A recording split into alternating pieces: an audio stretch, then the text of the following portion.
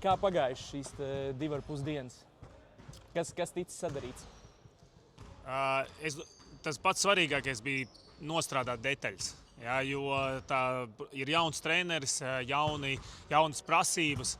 Un pats galvenais bija tā kā to visu daudzumu, kas mums ir savākts, bišķiņas varbūt noīsināt un piestrādāt pie tā, lai spēlētājiem ir ļoti skaidrs, ko mēs katrā situācijā, gan aizsardzībā, gan uzbrukumā vēlamies, kāds ir spēles plāns, kā viņu izpildīt, lai vienkārši tas vairs nav tādi jādomā līdz, bet tas jau kļūst tā nedaudz tā kā instinktu līmenī. Protams, joprojām tas ir laika trūkums mums ir, bet tas nav attaisnojums. Vienkārši šajās dienās mēs ļoti rūpīgi piestrādājām pie detaļām. Iepriekš, sākot principā no Eirobasketa, tas darbs ar Sito bijis tāds vairāk teorētisks, noteikti tur Zoomā sazināties. Tagad ir pagājis principā tieši nedēļa, kopš tas ir arī praktisks. Kas ir tās lielākās izmaiņas tev kā trenerim, treneru korpusu darbā, salīdzinot ar iepriekšējiem 5 gadiem kopā ar Luku? Tā pieeja ir daudz savādāka. Ja? Sito un Luku nevar pat salīdzināt. Katram tas ir varbūt labā lieta, un, protams, ka viņi ir abi augsta līmeņa treneri, kuriem ir diezgan skaidrs, ko viņi vēlas izdarīt. Ja? Kāda ir viņu sistēma, piemēram, aizsardzības sistēma vai uzbrukuma sistēma. Bet tas spēles stils un tas redzējums par spēli, par to, kā jāstrādā ar asistentiem, ja? Mums ir krietni atšķirīgs viņiem abiem. Pieņemsim kaut vai tas, ka treneris Sito nav video treniņā, tad, kad mēs prezentējam spēlētājus vai komandas pretinieku taktiku, gan aizsardzību, gan uzbrukumā, viņš nav klātesošs. Ja? Mēs pirms tam esam visu izrunājuši ar viņu, viņš izstāstīs detaļas, un viņš uzticās mums kā asistentiem, ka mēs prezentēsim komandai. Un pēc tam, protams, viņš laukumā jau to dara no savas puses, ja? Reālajā darbībā. Tā kā kaut vai tādas situācijas, ja? Kur mums atkal ar Luku bija, kad vienmēr bija viss izrunāts, viņš ir klātesošs. Viņš vienmēr citreiz arī iejaucās video treniņu laikā, paskaidrojot kaut kādas lietas. Tā kā, kaut vai tādas elementāras lietas, bet grūti pat salīdzināt. Tiešām divi. It kā liekas Itālija, Spānija, tāds kaut kas tuvs, bet radikāli pretējs. Lai arī piekdien zaudējām, bet atļaušos teikt, ka vēl tas pasākums pēc spēles bija iespējams vēl emocionālāks par pašu spēli. Pastāsti, kā notika šī jaunā kapteiņa izvēlēšanās? Un vai ir izdevies sagramot tās piekdienas emocijas un jau kaut kur nolikt maliņā? Manuprāt, jā. Nākamajā dienā pēc spēles vienmēr ļoti svarīgi apstīties, ko mēs izdarījām pareizi un ko mēs izdarījām nepareizi. Ja, un mēs uzreiz iznācām nākamajā dienā, treneri gatavi, izanalizējuši spēli un noprezentējām. Ja? Un, manuprāt, tas uzreiz noņem liekos jautājumus. Kāpēc tā notika? Ja? Un mums bija skaidrs atbildes. Protams, ka tas bija arī emocionāli, arī Daira atvadu spēli. Un šādas lietas arī, ja godīgi, laikam paliek visvairāk atmiņā. Es atceros, ka Jānis Stelnieks, kad noslēdza tagad Dairis. Jā, viņas ir īpaši, un, manuprāt, Basketbola savienība un Basketbola savienība ļoti pareizi dara, kad mēs radām īpašu atmosfēru. Varbūt komandai tas nav viegli, jo mēs gribam uzvarēt dēļ Daira arī, ja? Un tas varbūt rāda kaut kur arī papildus spiedienu. Tā pašā laikā, jā, skaistāk būtu vinnēt šo spēli, bet diemžēl neizdevās, jo ir sācies jauns ceļa sākums.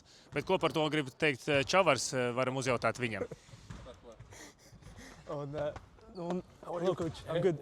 This is the guy. No, this is the guy. What? Spy. Yeah. Just this guy.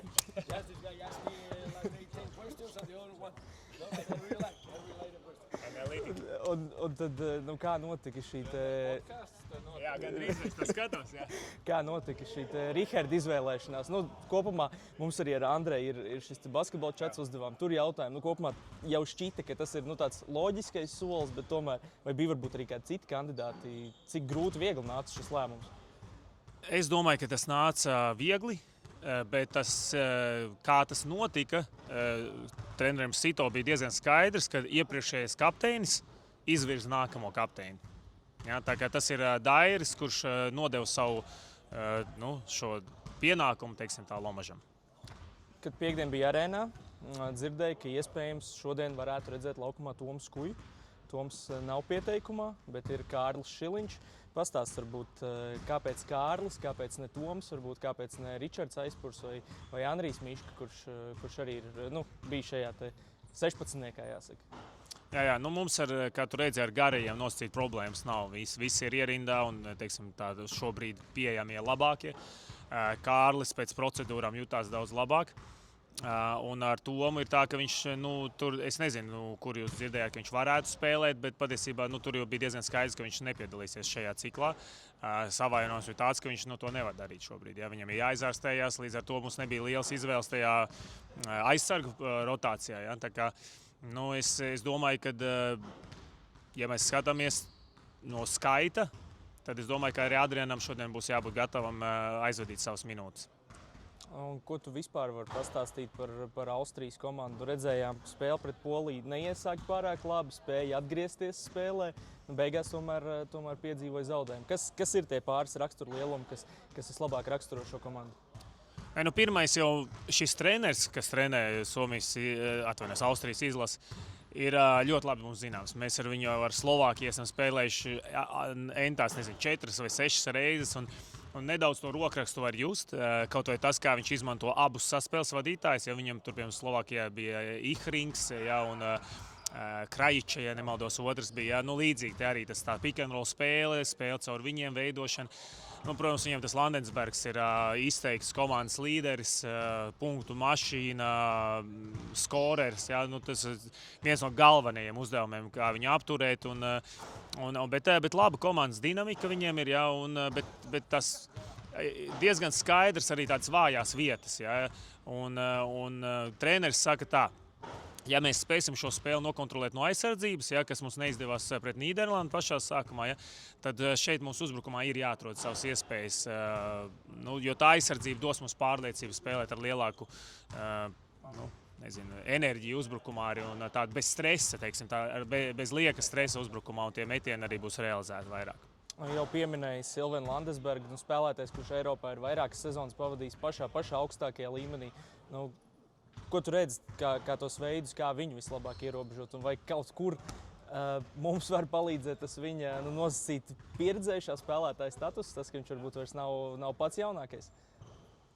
Kā mēs redzam, tas pieredzējušā spēlētāja status viņam netraucē, ka vienalga būt par komandas līderi un rezultatīvāko spēlētāju. Tāpēc, protams, ka ir skaidrs, ka mums pret viņu ir jāspēlē ļoti fiziski, mums ir jāspēj viņš limitēt arī saņemt bumbu kaut kādās viņam ērtajās pozīcijās. Ja?